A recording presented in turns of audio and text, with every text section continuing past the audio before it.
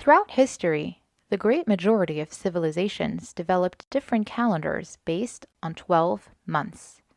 In general, 1 month is approximately the time it takes the moon to complete its orbit around the Earth, and 1 year corresponds to the time it takes the Earth to complete its orbit around the Sun.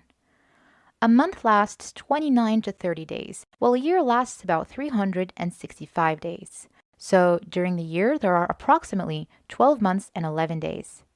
Based on this data, different civilizations constructed two main types of calendars. Some chose to rely on the sun, and thus developed a solar calendar. They accounted for the 11 missing days by adding 1 day to 11 of the months. So they ended up with months that last about 30 or 31 days instead of 29 or 30 days. Others chose to focus on the moon and thus developed a lunar calendar. They did so by disregarding the 11 days and ended up with a year that lasts about 354 days instead of 365 days. Each of these calendars has its advantages and disadvantages. The lunar calendar is helpful if you want to follow the phases of the moon. Each month begins with a new moon and has a full moon in the middle. This feature is absent in the solar calendar. On the other hand, the solar calendar is a more reliable way to keep track of seasons because, unlike the lunar calendar, months do not change seasons from year to year.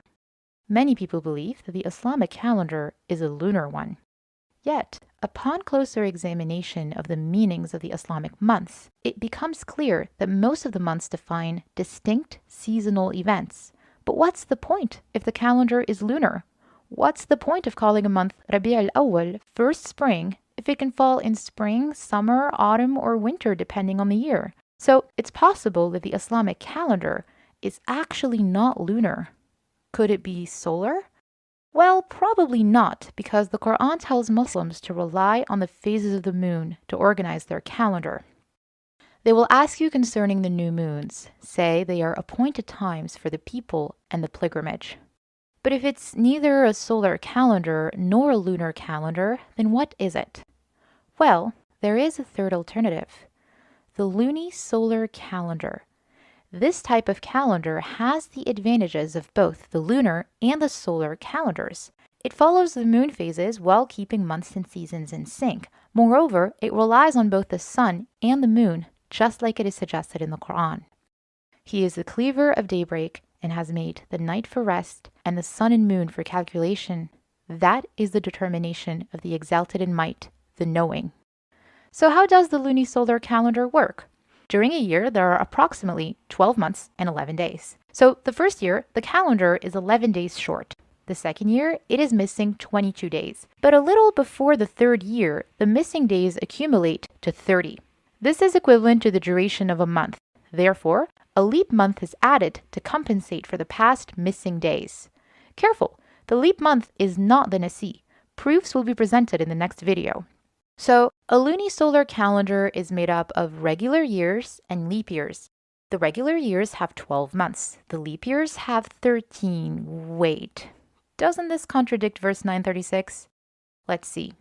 The number of the months with God is 12 in the book of God, the day that He created the heavens and the earth. Notice the wording in this verse. Does it say there are 12 months in a year? Because if it said that, then the concept of leap years containing 13 months would indeed contradict this verse. But it doesn't say that. It says, the number of the months with God is 12 in the book of God. So the calendar must be composed of 12 months. But this doesn't necessarily apply to the year. Most years will be regular and have 12 months, but some will be leap years and have 13. This doesn't mean that the calendar has 13 months, since the leap month is not actually an extra month, but simply the accumulation of missed days. It's interesting to see that most nations that follow a lunisolar calendar don't have a special name for the added leap month. For instance, in the Chinese calendar, the leap month simply takes the name of its preceding month. So even though they add a leap month, their calendar only recognizes 12 different months. Now, here is the intriguing part. The Quran is a wise book that often contains mysterious numerical patterns. For instance, the word shahr, or month, was mentioned 12 times in the Quran. The word yawm, or day, was mentioned 365 times. Lunisolar calendars are based on a pattern called the Metonic cycle. It repeats every 19 years, during which 12 are regular years and 7 are leap years. A simple mathematical demonstration is available in the description for those who are interested. When you study the Quran, you see that the word sana, or year, was mentioned a total of 19 times.